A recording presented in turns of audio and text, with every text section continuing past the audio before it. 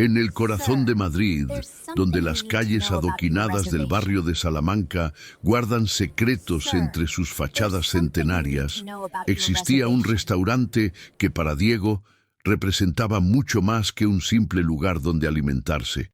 Era su refugio, su pequeño rincón de cordura en medio del vendaval incesante que definía su existencia como empresario.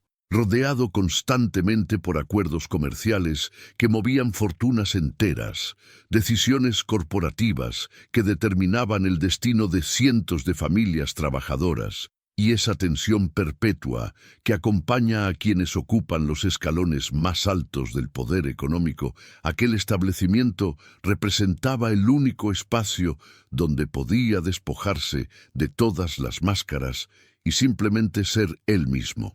El local exhibía una decoración que mezclaba lo tradicional con lo moderno.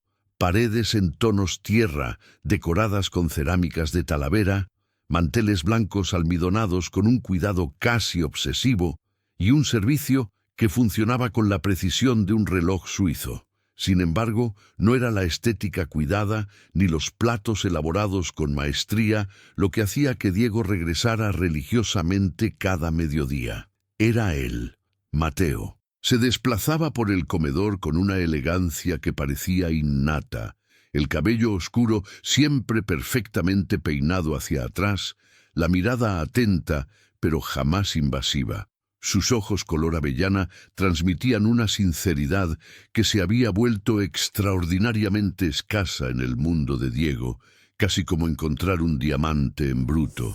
No se parecía en absoluto a los demás camareros que Diego había conocido en los restaurantes exclusivos de la capital. Esos que sonreían porque el protocolo lo exigía, que veían en cada comensal únicamente una oportunidad de propina.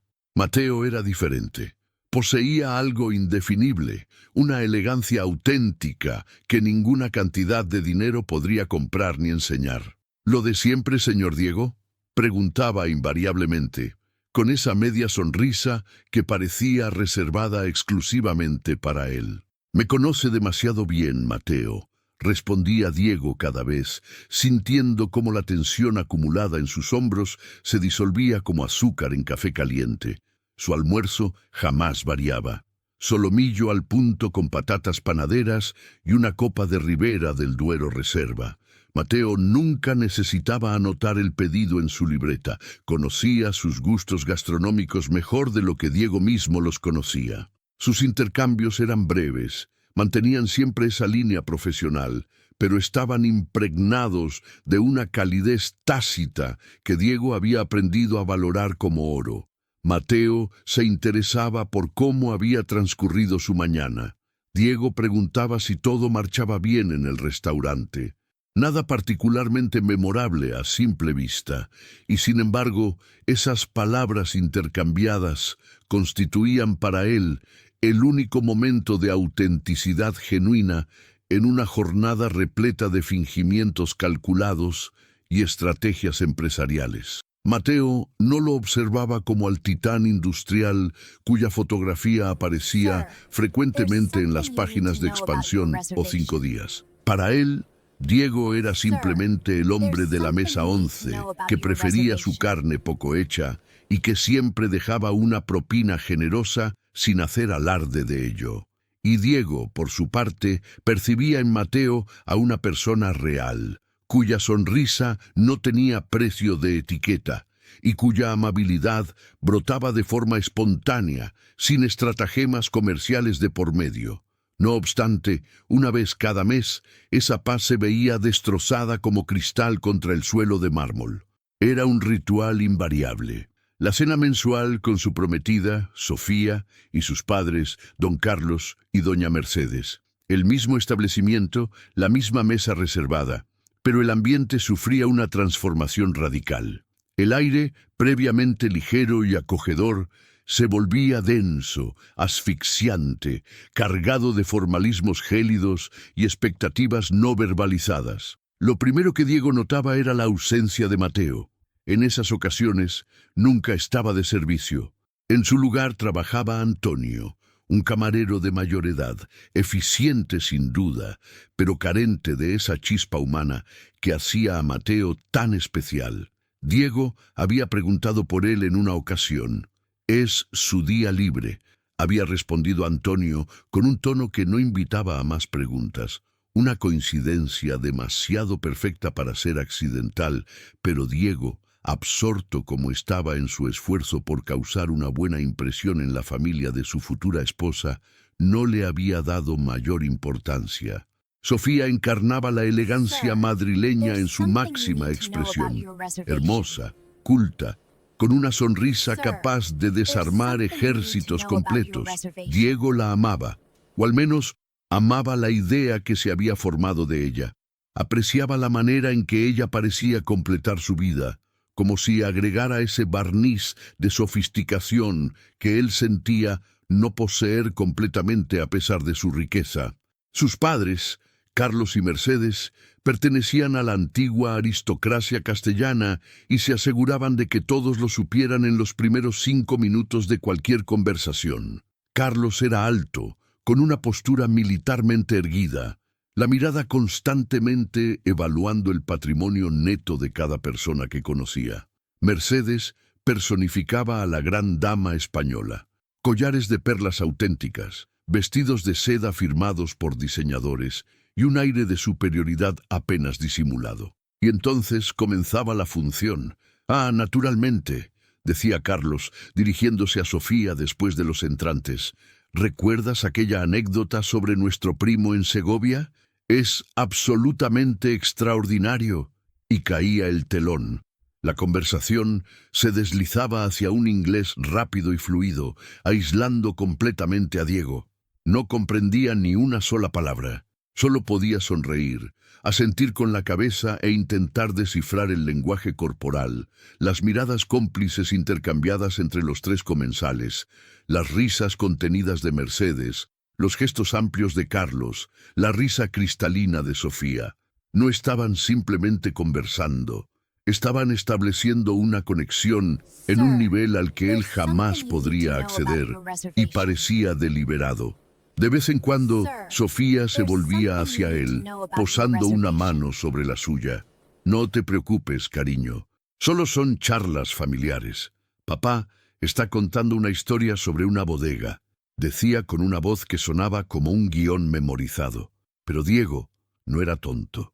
Había construido un imperio desde cero, gracias a su capacidad para leer a las personas. Percibía la diferencia entre una conversación casual y el brillo en los ojos de Carlos cuando lo miraba y pronunciaba algo que hacía reír a Mercedes detrás de su servilleta. Se sentía como un objeto expuesto en un escaparate, una curiosidad de la que se hablaba abiertamente, protegidos por su barrera idiomática.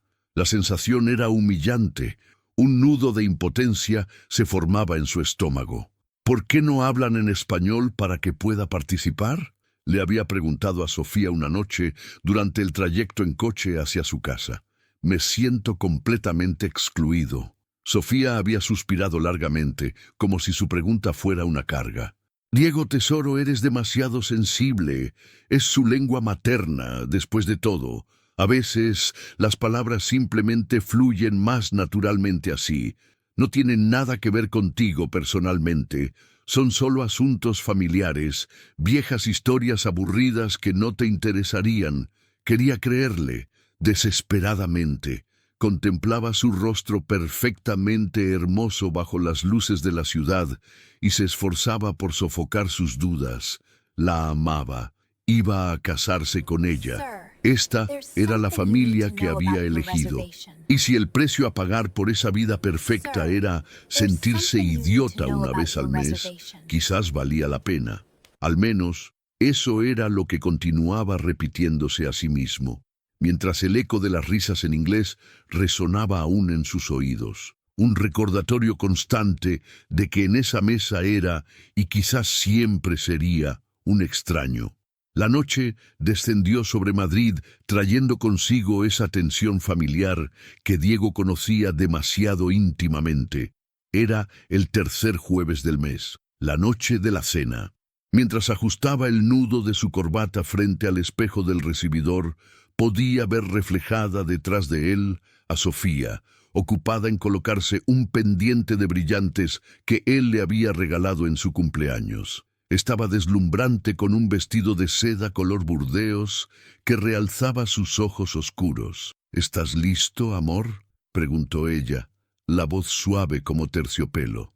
—Siempre listo para ti —respondió él, forzando la sonrisa que ella esperaba.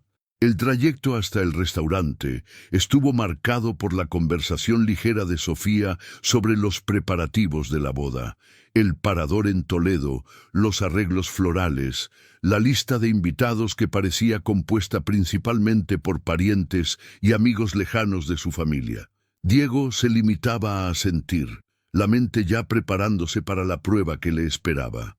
Amaba a Sofía, pero detestaba estas veladas. Odiaba esa sensación de ser un accesorio costoso, exhibido pero nunca verdaderamente incluido.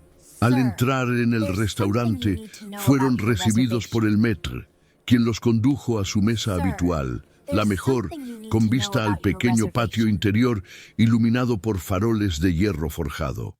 Carlos y Mercedes ya estaban instalados, copas de cava en mano, proyectando la seguridad de una pareja real en su trono.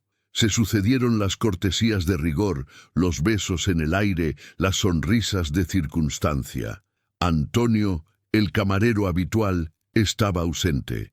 En su lugar, un joven visiblemente nervioso se acercó. «Buenas noches. Lamentablemente Antonio se encuentra indispuesto esta noche. Seré yo quien les atienda», dijo, casi tropezando al distribuir los menús. Carlos lo despidió con un gesto apenas perceptible. «Tráiganos otra botella del mismo cava». Diego sintió una punzada de decepción. Al menos, la presencia familiar de Antonio constituía una constante. Ahora incluso eso había cambiado. Se preparó para el aislamiento lingüístico, para la larga velada de sonrisas vacías. Pero el joven camarero regresó, no con el cava, sino con una expresión contrita. «Disculpen, señores, pero mi compañero se hará cargo de su mesa. Tiene más experiencia con la bodega». Y como surgido de un sueño, Mateo apareció. El corazón de Diego dio un vuelco. Un alivio auténtico y cálido lo invadió. Ahí estaba, su oasis de normalidad, con el mismo uniforme negro impecable, la misma sonrisa discreta en los labios. Sus miradas se cruzaron brevemente y Diego percibió un destello de sorpresa en las suyas también. «Mateo, qué agradable sorpresa. No sabía que trabajaba por las noches», dijo Diego, el tono más animado de lo que había estado en todo el día. «A veces, cuando se me necesita», respondió Mateo, la voz calmada y profesional. «Es un placer volver a verle, señor Diego, y buenas noches a todos». Mientras distribuía los menús con eficiencia silenciosa, Sofía lanzó una mirada curiosa a Diego, una ceja perfectamente arqueada. «¿Se conocen? Mateo se encarga de mis almuerzos aquí. Es el mejor», explicó Diego, sintiéndose extrañamente orgulloso. Durante un instante, la cena pareció diferente. La presencia de Mateo aportaba consuelo, un puente hacia su universo familiar. Tomó los pedidos de bebidas con su gracia habitual, pero Diego, observador atento por naturaleza, notó algo, una rigidez inusual en sus hombros que nunca había visto antes. La sonrisa no alcanzaba completamente sus ojos, parecía tenso. Fue cuando se sirvieron los platos principales que ocurrió lo inevitable. Carlos, después de saborear un sorbo del Rioja Reserva, se limpió los labios con la servilleta de lino y se volvió hacia Mercedes. «So, darling, the news from the solicitor is quite promising», comenzó en inglés, y fue como si alguien hubiera accionado un interruptor. El rostro de Mateo, que se inclinaba para servir agua a Diego, perdió todo color. Fue un cambio sutil, pero para Diego, que lo observaba, fue como ver una estatua agrietarse. Su mano, sosteniendo la jarra de plata, tembló durante una fracción de segundo. Se enderezó bruscamente, murmuró un disculpe y se alejó de la mesa casi demasiado rápido. La conversación en inglés dominaba ahora la mesa. Mercedes respondía a Carlos, gesticulando con elegancia. Sofía intervenía, riendo de algo que su padre había dicho. Diego se encontraba una vez más en su isla solitaria, pero esta vez su atención no estaba fija en ellos, estaba en Mateo. Lo había localizado al otro lado del salón, cerca de la barra, fingiendo pulir copas. Sus movimientos eran mecánicos, la mirada perdida en el vacío. Estaba pálido como un fantasma. ¿Qué había sucedido? ¿Había dicho algo inapropiado? Quizás se sentía mal. La preocupación comenzó a erosionar los bordes de su propia humillación.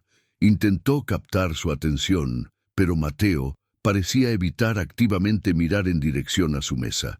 Se pidió el postre, crema catalana para las damas y tarta de Santiago para los hombres. Mateo trajo los platos, las manos ahora visiblemente temblorosas. Depositó el de Diego frente a él sin una palabra, sin el tradicional «que aproveche». Sus ojos permanecían bajos, concentrados en su tarea con una intensidad desesperada. «Disculpen», dijo Diego apartando su silla. «Debo ir al aseo». El alivio de escapar de esa mesa, aunque fuera por unos minutos, era inmenso. Atravesó el pasillo que conducía a los servicios, el sonido del piano y las conversaciones desvaneciéndose detrás de él. El corredor estaba tenuemente iluminado, decorado con fotografías en blanco y negro de Andalucía. Estaba silencioso y desierto. Cuando no estaba más que a pocos pasos de la puerta, una sombra se movió. Una mano asió su brazo con una fuerza sorprendente. Se giró bruscamente, el corazón latiendo desbocado, y se encontró cara a cara con Mateo. Sus ojos, normalmente tan tranquilos y benevolentes, estaban muy abiertos, llenos de una emoción que no lograba descifrar. Miedo, urgencia, pánico. «Diego», susurró. El uso de su nombre sin el Señor lo impactó tanto como el agarre en su brazo. Su voz era un soplo tembloroso. «Escúcheme con atención. No regrese a esa mesa. Debe marcharse. Debe marcharse de inmediato». Diego quedó sin palabras, fijando su rostro, la sinceridad aterrorizada en sus ojos. «Mateo, ¿qué está pasando? ¿Se encuentra bien?» Sacudió la cabeza con impaciencia, echando un vistazo por encima del hombro, como si temiera ser escuchado. «No hay tiempo para explicarlo todo. Solo debe confiar en mí. Por favor». «¿Confiar? ¿Por qué? ¿Qué?» Lo interrumpió, la voz descendiendo aún más, pero adquiriendo un hilo de acero. «Mi padre es británico. Crecí hablando inglés en casa. Lo hablo con fluidez». Hizo una pausa, dejando que el peso de esas palabras se asentara. «He comprendido absolutamente todo lo que han dicho. Cada palabra. Y no eran charlas familiares». Sus ojos se llenaron de lágrimas, pero su voz permaneció firme. «Estaban hablando de usted». Las palabras de Mateo flotaron en el aire enrarecido del corredor, más devastadoras que un grito. «Estaban hablando de usted».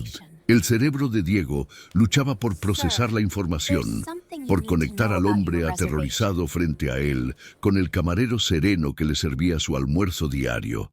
El sonido del piano, antes un bálsamo, ahora parecía una banda sonora burlona, proveniente del salón donde la farsa continuaba.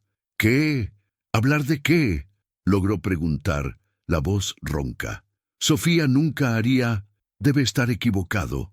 Era un reflejo, una defensa desesperada del mundo que había construido con tanto cuidado. Los ojos de Mateo brillaron con una urgencia feroz. «Diego, se lo ruego, no tenemos tiempo. Alguien podría salir en cualquier momento». Miró ansiosamente a ambos lados, su paranoia volviéndose contagiosa. «Venga conmigo, rápido». Sin esperar respuesta, lo arrastró a través de un pasillo de servicio, empujando una puerta metálica que los engulló en un universo completamente diferente. El aire fresco y perfumado del restaurante fue reemplazado por una oleada de calor. El olor a ajo, mantequilla, metal caliente y una cacofonía de sartenes chocando, órdenes gritadas y el zumbido de campanas extractoras industriales. Estaban en las cocinas. Para Diego era como atravesar un portal. Él, que solo conocía la fachada pulida del comedor, se encontraba ahora entre bastidores donde la magia se creaba con sudor y fuego. Mateo lo guió entre chefs con altos gorros blancos y ayudantes apresurados que apenas notaron la presencia del hombre trajeado. Lo condujo a un rincón más apartado, cerca de la puerta de una cámara frigorífica industrial, donde cajas de verduras frescas estaban apiladas. Allí el ruido estaba ligeramente amortiguado y se encontraban envueltos en una semi-intimidad creada por el desorden organizado. Mateo finalmente soltó su brazo, pero su mirada lo mantenía cautivo. Respiró profundamente, como si reuniera el valor para pronunciar una sentencia. «Le llaman el full español», dijo, las palabras en inglés sonando como veneno. «El idiota estúpido». Diego sintió un puñetazo en el estómago. Ese apodo lo explicaba todo. Las sonrisas contenidas, las miradas de soslayo, la condescendencia velada. No era simplemente una barrera idiomática, era un muro de desprecio. «Estaban brindando», continuó Mateo, la voz temblorosa de indignación contenida. «Brindando por el éxito del plan. Carlos se jactaba de lo fácil que es manipularlo. Dijo que su necesidad desesperada de tener una familia lo había cegado, que creería cualquier historia que le contaran. Cada palabra era un fragmento de vidrio que laceraba los recuerdos felices que atesoraba. Recordó la primera vez que había conocido a los padres de Sofía, todos los esfuerzos que había desplegado para impresionarlos, el alivio que había sentido cuando parecían aceptarlo. Ahora veía esa aceptación por lo que realmente era, la evaluación de un objetivo. ¿Un plan? ¿Qué plan?, preguntó Diego, aunque una parte de él, esa parte instintiva que lo había convertido en maestro de los negocios, ya estaba conectando los puntos a una velocidad alarmante. «El matrimonio», dijo Mateo, sus ojos brillando de compasión. «No se trata de usted, Diego, se trata de su dinero, todo. Sofía, fue ella quien lo orquestó todo. Se acercó a usted con ese único propósito». «No». La palabra aulló en su cabeza, pero no logró salir de sus labios. No, su Sofía, la Sofía que lo reconfortaba después de un día difícil, la Sofía que susurraba proyectos sobre su futuro en la oscuridad de la noche, la Sofía cuyo rostro era lo primero que quería ver cada mañana. Como si leyera sus pensamientos, Mateo prosiguió, la voz ahora firme, exponiendo la verdad cruda y desnuda. Su plan es finalizar el matrimonio, llevarlo a Inglaterra para la luna de miel. Allí tienen un abogado, un primo lejano, que ha preparado una serie de documentos. Tienen la intención de hacerle firmar, alegando que son formalidades para comprar una residencia de verano en los Cotswolds, un regalo de bodas de su parte. Diego sintió el aire volverse escaso. Recordaba esa conversación. Sofía había mencionado descuidadamente algunas semanas atrás el sueño de tener una casa en Inglaterra cerca de su familia. Él lo había encontrado romántico, un gesto de unión.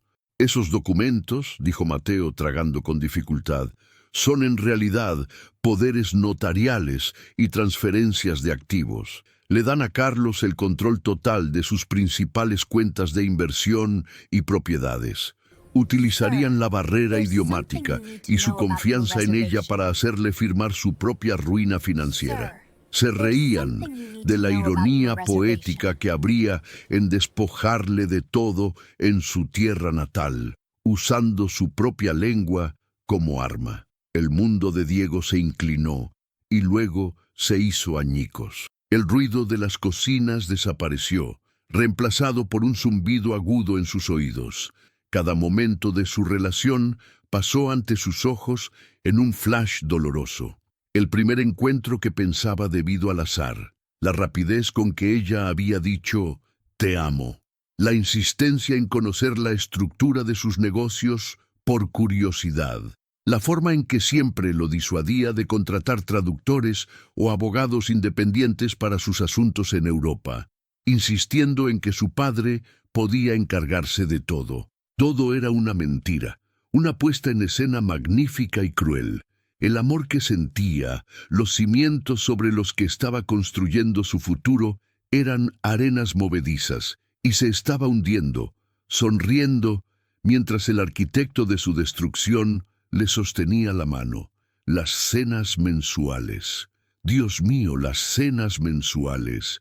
No eran tradiciones familiares, eran reuniones de consejo de administración, sesiones estratégicas donde él era el único punto en el orden del día, el proyecto a finalizar, el trofeo a conquistar. Era el invitado de honor en su propia ejecución. Se apoyó contra la pared fría de la cámara refrigerada, el frío infiltrándose en su chaqueta costosa, pero no tan helado como el hielo formándose en su corazón. Miró a Mateo, el camarero que apenas conocía, la única persona en ese salón que le había dicho la verdad. En sus ojos no veía piedad, sino una fuerza silenciosa, una solidaridad inesperada. ¿Por qué?, logró decir, la voz faltándole. ¿Por qué me dice esto? Mateo desvió la mirada un instante hacia una sartén de cobre colgada en la pared. Mi padre vivió algo similar. Una mujer lo engañó, le quitó todo, destruyó nuestra familia. Era un buen hombre, confiado como usted. Veo la misma bondad en usted cada vez que viene a almorzar. No podía quedarme allí mirando la misma historia repetirse. Nadie merece eso. Cerró los ojos. La imagen del rostro sonriente de Sofía estaba grabada en sus párpados. Pero ahora la sonrisa parecía diferente, depredadora, falsa. El amor se transformó en cenizas en su boca. El dolor era abrumador, una ola amenazando con ahogarlo. Pero bajo el dolor, algo más comenzó a bullir, algo antiguo y familiar, la misma determinación de acero que lo había sacado de la pobreza y lo había elevado a la cima del mundo. El dolor no lo ahogaría, se transformaría en combustible. Lo llamaban estúpido. Estaban a punto de descubrir cuán terriblemente equivocados estaban. El zumbido en la cabeza de Diego dejó paso a una claridad glacial y aterradora. El hombre que había bajado por el pasillo hacia los aseos no era el mismo que ahora se encontraba en el rincón ruidoso de las cocinas. Ese hombre era un prometido feliz, un futuro yerno. Este nuevo hombre era un general en un campo de batalla cuya existencia desconocía y acababa de recibir el mapa del territorio enemigo. Miró a Mateo y la gratitud que sintió fue tan abrumadora como la traición. No era solo un camarero, era su único aliado. Debo regresar allí, dijo Diego, la voz sorprendentemente estable. No puedo dejar que sepan que lo sé. Todavía no. Mateo lo estudió, preocupación auténtica marcando su rostro. ¿Está seguro? No tiene que enfrentar esto solo, podría simplemente marcharse. Sacudió la cabeza, una sombra cruzando sus ojos. ¿Marcharme? No. No desaparecerán simplemente. Volverán de otras maneras. Y me han quitado algo, Mateo. Mi confianza, mi felicidad. No voy a entregarles eso en bandeja de plata. Respiró profundamente el aire caliente de las cocinas, llenando sus pulmones. Necesito su ayuda. Es la única persona en quien puedo confiar ahora. Todo lo que haya podido escuchar, cualquier detalle, por pequeño que sea. El abogado, dijo Mateo prontamente, su mente regresando a la conversación en la mesa. Carlos lo mencionó por su nombre. Es un nombre inusual. Lo anoté en una servilleta. Hundió la mano en el bolsillo de su delantal y sacó un pequeño trozo de papel arrugado, tendiéndoselo como si fuera un secreto de estado. Diego tomó la servilleta. El nombre escrito allí era la primera pieza tangible de su contraofensiva, la primera munición para su guerra silenciosa. Gracias, Mateo. No sabe cuánto significa esto. Tenga cuidado, Diego, susurró. Son peligrosos. Lo sé, respondió. Y por primera vez esa noche, una sonrisa fantasmal tocó sus labios. Pero yo también puedo serlo. Regresar a la mesa fue la caminata más larga de su vida. Cada paso era un acto de voluntad. Podía sentir las miradas de los otros clientes, el sonido del piano, el olor de la comida, pero todo parecía distante, como si estuviera viendo una película de su propia vida. Cuando se aproximó a la mesa, Sofía se volvió, una sonrisa perfectamente preocupada en su rostro. «Cariño, has tardado mucho.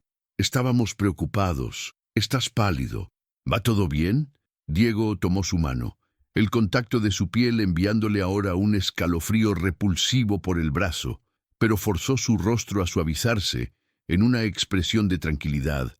Se sentó y la miró a Carlos y Mercedes, vio sus rostros como por primera vez, las arrugas de avaricia alrededor de los ojos de su futuro suegro, la satisfacción presuntuosa en la sonrisa de su futura suegra, y, lo peor de todo, el cálculo frío detrás de la mirada amorosa de su prometida.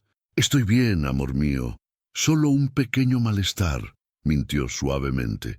«Creo que era la emoción de la velada, todos nuestros proyectos que se concretan, pero estoy perfectamente bien ahora. De hecho, nunca me he sentido mejor». La cena terminó con brindis al futuro, al matrimonio, a la nueva familia. Diego alzó su copa, sus ojos encontrándose con los de Carlos. Sonrió.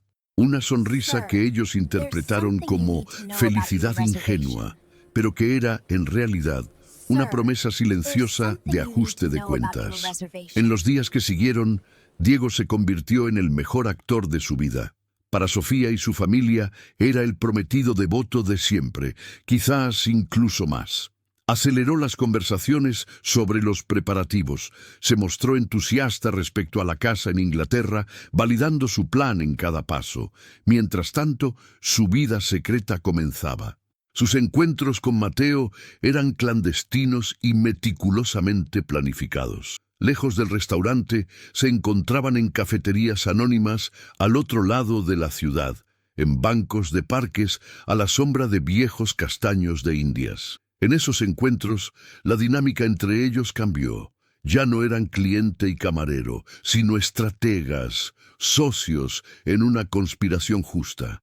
«Su lengua ha sido el arma que eligieron», dijo Diego en uno de sus encuentros, el vapor de su cortado elevándose entre ellos. «Quiero entender esa arma, quiero saber qué están diciendo».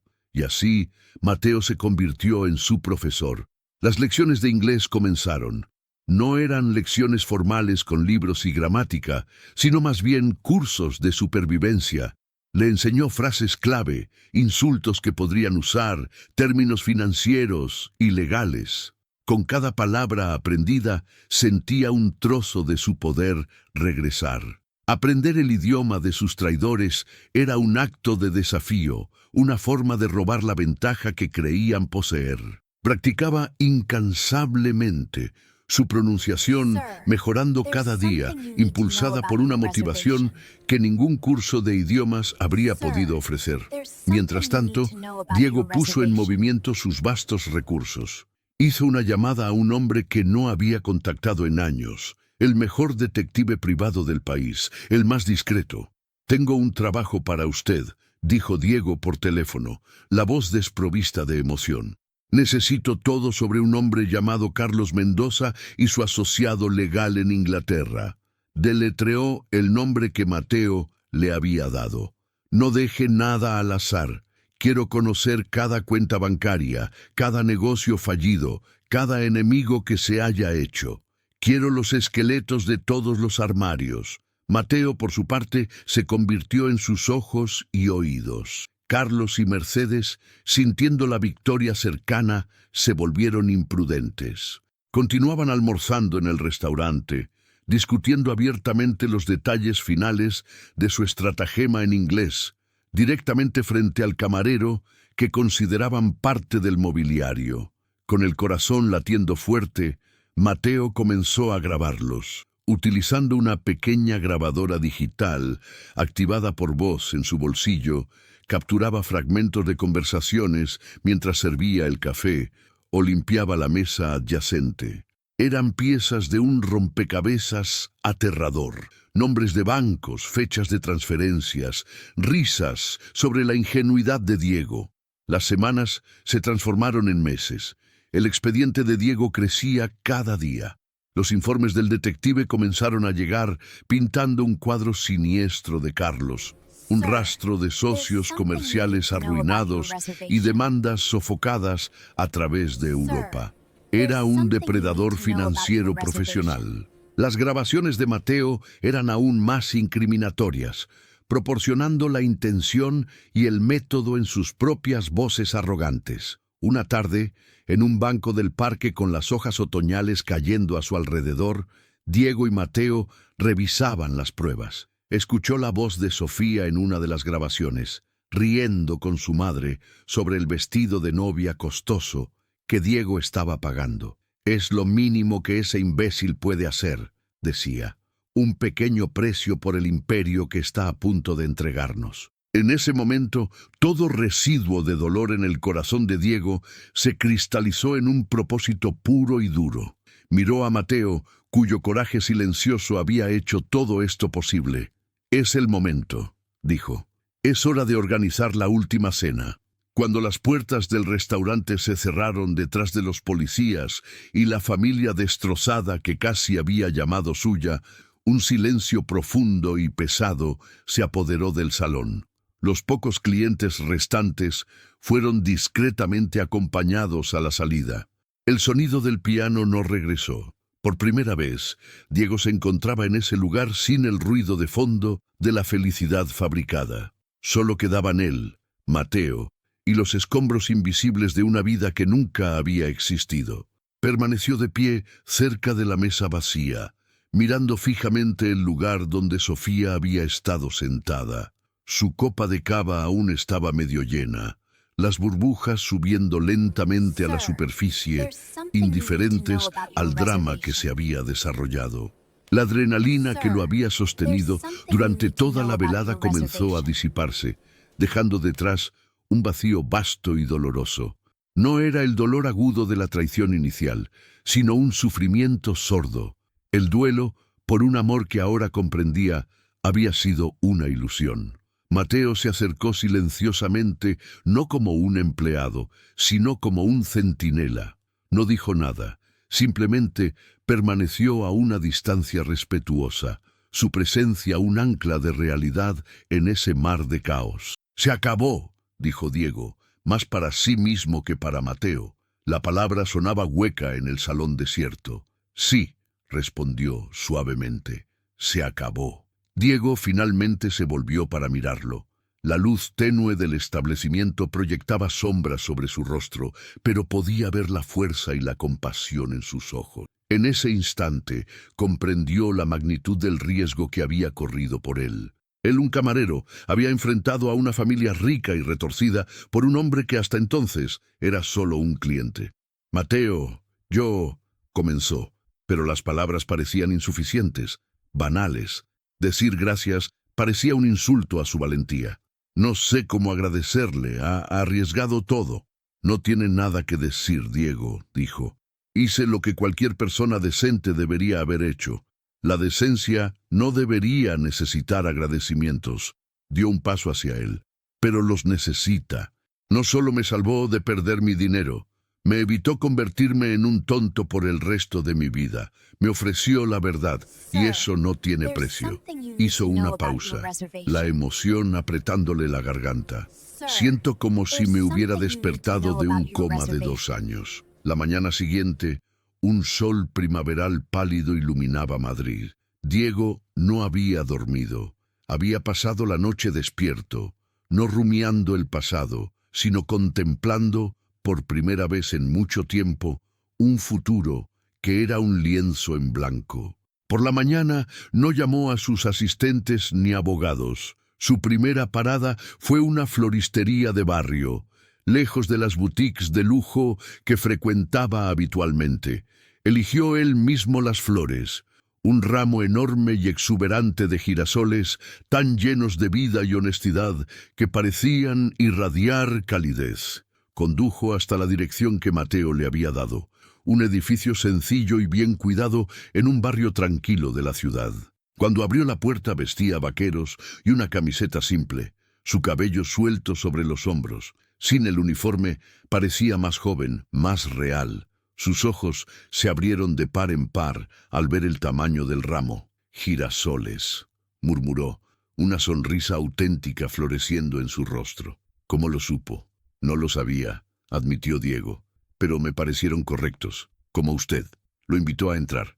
El apartamento era pequeño, pero acogedor, lleno de libros y plantas. No había pretensión, solo el confort de un verdadero hogar. Se sentaron en la pequeña cocina, el ramo dominando la mesa entre ellos, y bebieron café. Allí, lejos del lujo artificial de su vida, Diego se sintió más en casa de lo que jamás había estado en su villa. Siempre lo observé durante los almuerzos, confesó Mateo removiendo su café. Parecía solo, incluso en la cima del mundo. Parecía llevar una carga. Cuando los escuché hablar de usted de esa manera, con tanto desprecio por su naturaleza confiada, sentí una rabia que me sorprendió. Veían su bondad como una debilidad a explotar. Yo la veía como su mayor fortaleza. Sus palabras lo tocaron profundamente. Nadie, ni siquiera Sofía, había mirado más allá de su riqueza para ver al hombre debajo. La alianza forjada en la crisis comenzó a transformarse en algo más profundo, más silencioso. La gratitud dejó paso a la admiración al afecto. Comenzaron a verse, no para cenas costosas o galas mundanas, sino en paseos por el Retiro, visitas a museos en días de entrada gratuita, proyecciones en un viejo cine que pasaba películas clásicas. Diego descubrió la alegría de las cosas simples, la paz de una conversación sin agenda oculta. Con Mateo podía hablar de sus miedos, de sus esperanzas, del chico pobre que había sido antes de construir su imperio. Podía ser vulnerable. Le pidió que continuara enseñándole inglés. El idioma, que había sido un símbolo de su exclusión, se convirtió en su lenguaje íntimo.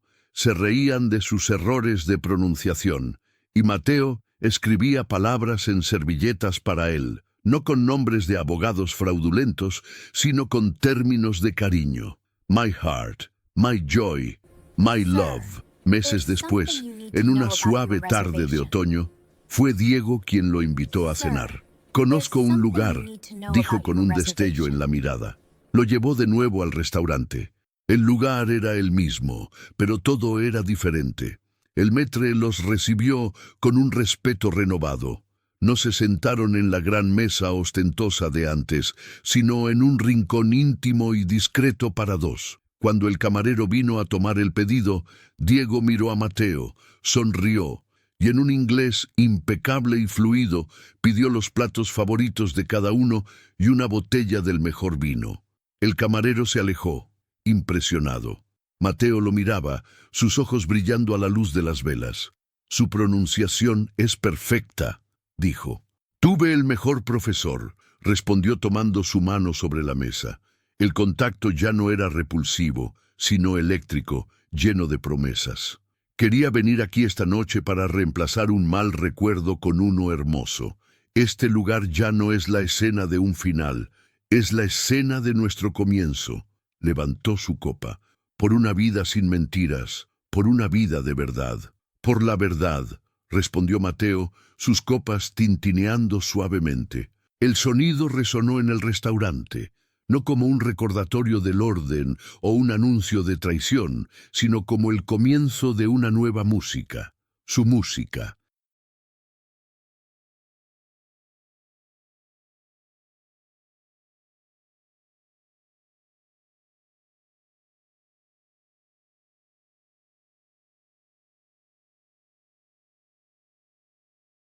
Sir, there's something you need to know about your reservation.